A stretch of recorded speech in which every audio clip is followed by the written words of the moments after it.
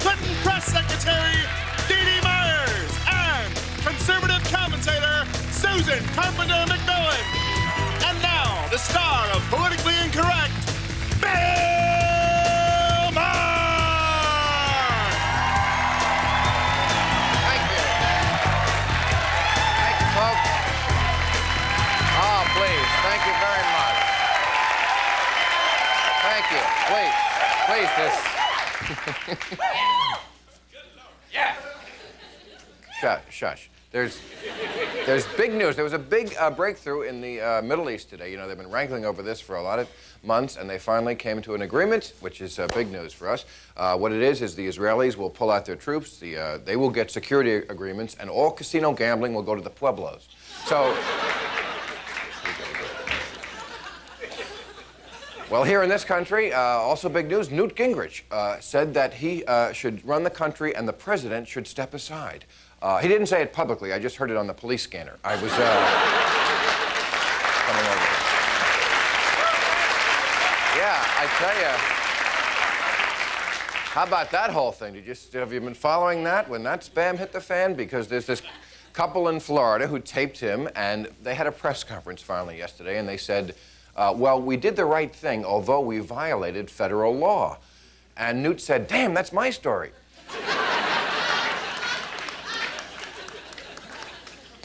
Well, a grievous wrong was redressed yesterday at the White House. Finally, some black veterans from World War II received what they have deserved for so long, the Congressional Medal of Honor. One of them, Vernon Baker, who is still alive, yes. He got it from the president. It was a formal ceremony. The president shook his hand, put the medal around his neck, and then Martin Lawrence slipped him the tongue. I think that...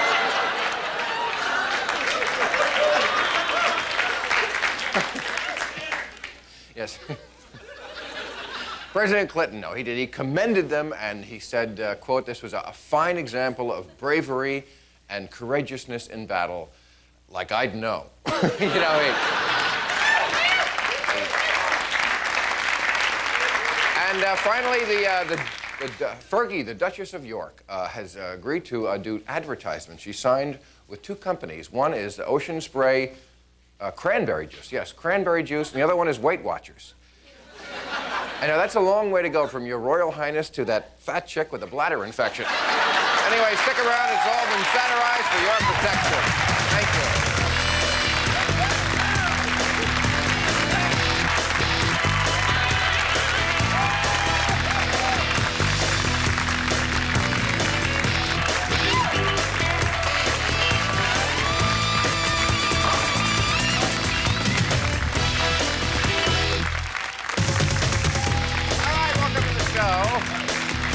Let us meet our panel. First, she was President Clinton's press secretary. Now she co-hosts Equal Time on CNBC, Meyers. Hey, love you, Toots. Good to see you. How you doing? All right, she is a conservative commentator, and you can sit down, and spokesperson for both the Women's Coalition and for Paula Jones, Susan Carpenter McMillan. How you, dollface? Hi, you're still How you doing? Thank you. She, of course, is America's favorite mom from Happy Days. She's just been nominated for a Golden Globe for Best Supporting Actress in The Evening Star, Marion Ross.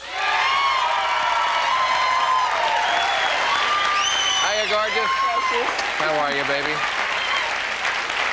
And finally, he is an Emmy Award-winning actor, comedian, and big-time TV and movie star, Dana Carvey. Hello, beautiful. How are you? All right. Nice to see you. Thank you. Okay. Thank you. Well, it's explosive. All right. Jeez, I'm tingly already. All right, calm down. Now, I don't know about you, but I am completely fascinated by what has been going on at the Supreme Court this week. And I'm sure you are, because you have a stake in this. I know you represent Paula Jones. But it seems like the court is Bill trying... wanted a stake in it, too. No, I'm sorry. Well, I'll do the cheap piece. Okay. It seems like the court is trying to find a compromise between what the president wants and what Paula Jones wants, which by my calculation would be second base. No, Whoa. But what I want to ask you ladies, and I say that because you're in dress quite a bit, I'll play a woman. How come women have not rallied heretofore to Paula Jones' cause the way they did with Anita Hill and with the women against Bob Packwood? Because it seems like it's both hypocritical and elitist. Well, it is both of those. And I think that the feminist organizations have shown themselves for what they really are, pro-liberals and not women, and they really are a bunch of hypocrites. They ran to Anita Hill's side without any corroborating evidence, and Paula Jones has, forgive me, all due respect, Dee Dee, a lot of people she could probably call on to verify her story. Well, so you've talked to her about this? Yeah, I talk to her all the time. Okay, so... What do you want to know? Well, the weird part of it is that okay, supposedly he dropped his pants, right? Allegedly, yes. So first he tries to pick, just think of it as not Clinton, just a guy. He tries to pick up a woman like, hey, pretty baby, how you doing, right? Now, the woman resists, and then he goes to plan B, which must have worked at one time. Hey, pretty baby. She goes, I don't know. Well, how about looking at that?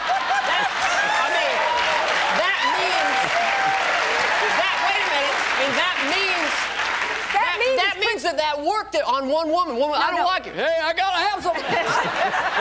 So that's what's so weird about it. Clinton is a smart guy, a savvy guy. So it's weird. That's his pickup thing. Take a look and kiss that. That's how he picks up women. The best talker in the world, the most charming man in the world goes, look at that. That's why you end up with Hillary. Anyway, so it's weird. If that really happened, it's so strange. Why do you think it didn't? Yeah, well, smooth. You know what I feel as a woman, I'm for the president on this one, because it seems so political. Why didn't she likes presidents better than governors, she waited for the big time. No. Why didn't she say something right away? What's she waiting for? Because I can tell you, she didn't. Because she wasn't going to do anything until her name came out in the American Spectator, and she simply asked the president to please apologize and clarify her reputation. But nobody knew it was her until she told the world that she was a woman identified only as Paula in an obscure right-wing publication. No one would have known. She could have gone on with her life, and her name would have never been sullied, and therefore would not have needed to be cleared. Well, Dee Dee, the American Spectator may be a small little publication in your circles, but in my circle of friends, it's very well read. I'm sure it is. What's it called again? No, but hey, wait a minute. My point of view about this also is that women have to get a little tougher. Same with the Citadel thing. It's like, if if you met me and I dropped my pants, wouldn't you say, you're a moron, get out of my face? I mean, I'm not, if Jan Reno goes like, puts their, goes stuck on these, I'm not gonna go, I'm gonna sue you! Oh, God! She showed me her things! I'm just gonna go, you are insane. You are a crazy woman, Also, why did she think that he was inviting her to his hotel room? I mean, did she think that he was going to say, I saw you in the lobby today, and you'd be perfect for my waste management company? The state... Well, it wasn't a room like with a bed. It was like a conference room with a desk. Yeah. Well, wait a minute. He says he doesn't remember being there. So how do you know, Dee Dee? Her story is not that it wasn't a conference room. It was a suite in the hotel. Right, but it didn't have any bed. It wasn't a room like that. It had like a desk, a table, a couch, and some chairs, like a meeting room. You weren't there, were you? Okay, we have to take a break. We'll be right back.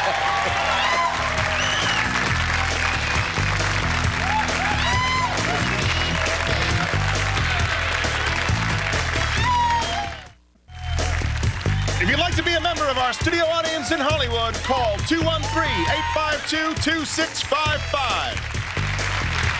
Okay, we were talking about Paula Jones, and that you'd mentioned the American Spectator, but most of the mainstream media, although they're catching up now, come on, didn't they treat this differently than Anita Hill, because she was perfect casting. She was a Yale law professor, and Paula Jones had big hair, and they made trailer trash. They made fun of her. Yeah. And they, as if, someone from that background couldn't be wronged and have rights too. Yeah, no, I think there's definitely a double standard, but I think part of the problem for Paula Jones was her case came to light under dubious circumstances in the eyes of a lot of the press, which was that she was put forward by a very conservative organization when she first sort of went public with her charges. She had an agreement with her lawyers that she would split the revenues from her book contract and her TV deal with them, and so it appeared to be politically motivated in a way that Anita Hill might not have been at first. Didn't. I mean, she shows up the weekend of the hearing and talks about pubic hairs on Coke cans, and everybody goes. She didn't talk. She didn't talk about it. Oh, sure Clarence she did. Thomas talked about it. No, she mentioned. She said, "Well, do you know what he said?" So you believe Anita Hill? Yes, I do. I believe Anita Do you Hill. believe Paula Jones?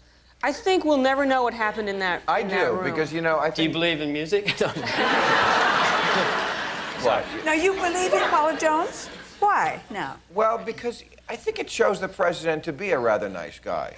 And I think he is a nice guy. I think he is. Because, I think Anita Hill, first of all, she worked right under Clarence Thomas, and she was... Oh, please. Come on. Mrs. C. That's insane. Yeah. Get your mind out of the gutter, Mrs. C.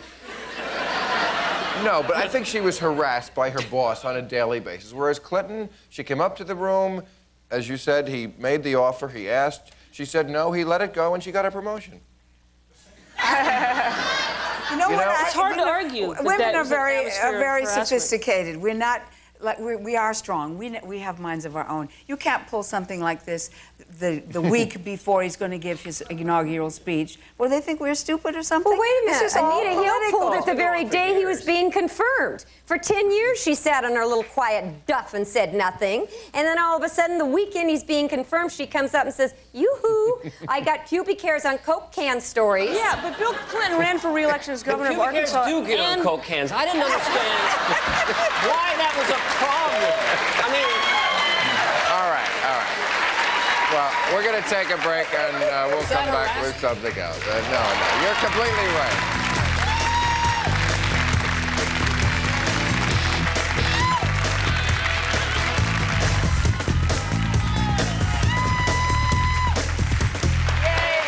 Okay, switching subjects here. Now, I said it on our first show here on ABC, as I've said before, that what this show does is talk about whatever people are talking about. Now, of course, what people are talking about this week is this poor little girl, and it is certainly enough to make you cry, and it should make you cry. And I don't know what complicity the parents have in the crime, but I'm going to say this. I don't care who hears it. This is the show for it. But I think the way they raised her was a crime itself. And... Newsweek, no, don't do it.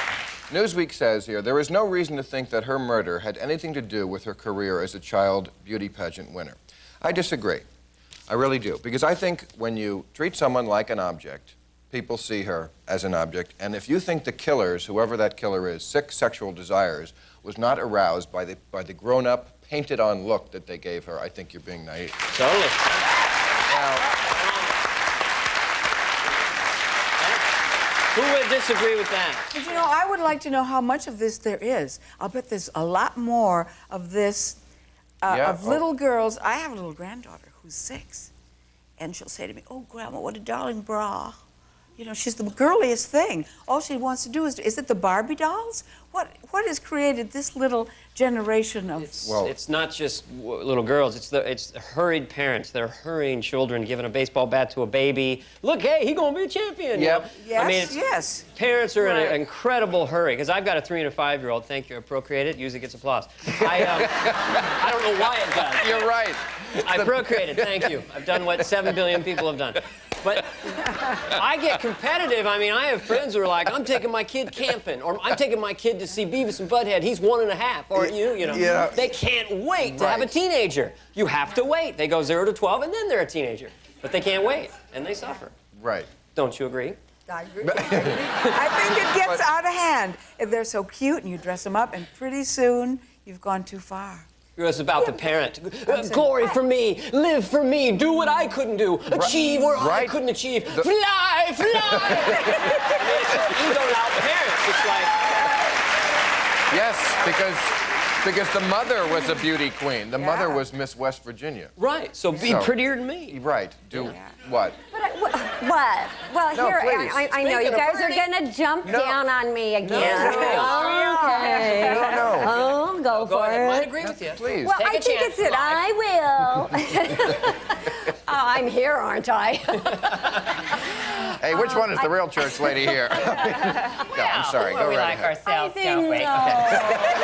You got it.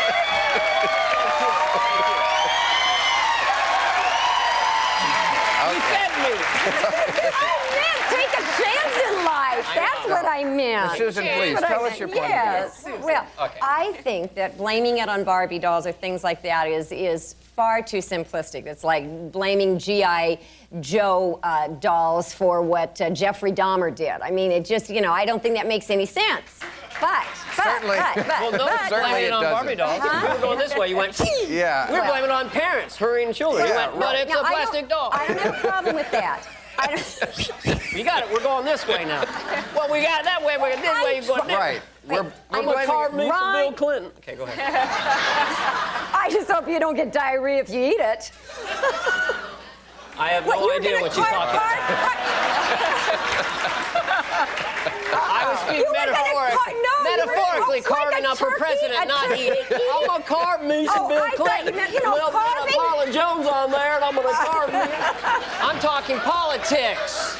Susan. This is demented. Yes, it is. But Yes. we were. He's right. We weren't blaming it on the dolls. We were blaming it on the parents. And your response is Well, what? I agree with you that I think parents can Well, good. can push it too far. Yes. But I also think that you can't just throw at everything because you have one case. In other words, you can't throw at all But do you- baseball players or all beauty But pageants Susan, or do you all think airline it's right clients. if you have a 6-year-old child who has never faced the day without putting her face No, on? no, I don't see no. one picture of this child when she's not tarted up. I totally agree with you. I thought it was Charlene Tilton.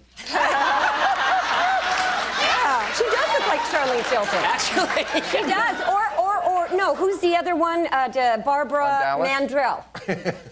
Well, Big we're hair, quibbling no. over small points here.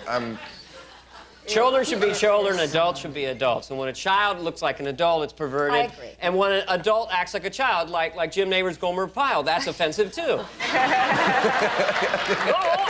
Grow up, you're a man. Do you agree or disagree? You have 5 seconds. Come on. I agree. Okay. But let children be children. I've got a 3- But and you 5-year-old. mentioned Little League. I think it's Yeah. different. When someone is good at that, maybe you can push them too far, parents do, but that's a thing you do. This is just saying you're going to be judged on what you're as an object, as how pretty That's you are. very sexist, Bill. Let me tell you something. Boys It and isn't athletes and sexist. being very much of a jock But is that's a something- very sexy thing to sit in the stands and watch that little butt wiggle up to bat and take that little bat. Listen, I never watch where they hit the ball. I can't get past this. I mean, there's a little Charles Nelson Riley sneaking in there. I mean, Sports? No, come on. Now, sports But for that's women something- can be very, very sexy. But this But is that has some- nothing to do with that. Yes. Well, talking about because we we're went this way, talking you about went that that way. very But sexy. no, that's not. Yes, that is meant to objectify a child and give the child a sexual persona at 6, which is Yes. outrageous. I But agree. sports can be pushed too far. But sports take discipline. They Yes. take, concentration. They take discipline more than anything else, and some natural talent. And yes, parents get carried away pushing athletes, but to compare beauty pageant all right, with a let's take 6-year-old that, to athletic Dee endeavor Dee, is take that silly. particular beauty on. pageant because I do think it's disgusting. yeah. I agree with her. Okay. All right. We have to take a break and we come back.